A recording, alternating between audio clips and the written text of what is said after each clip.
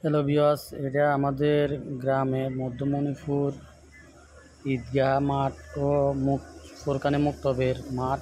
এই মাঠে একটা বড় ঐতিহ্যবাহী বট গাছ ছিল, যার বয়স প্রায় 100 বছরের উপরে।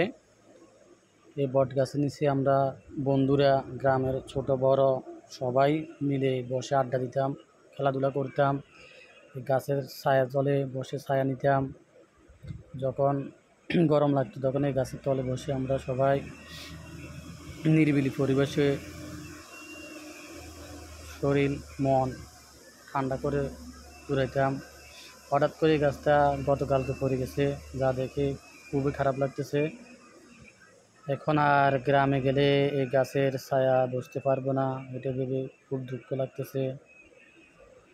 আসলে এই গাছটার নিচে অনেক স্মৃতি জড়িত আছে, অনেক দুষ্টমি, অনেক আনন্দ, হাসি ঠাট্টা, খেলাধুলা করেছি আমরা বন্ধুরা, ছোট বড় সকল ভাই ব্রাদার এই গ্রামে। এখন এই গাছটাকে আমরা খুব মিস করব।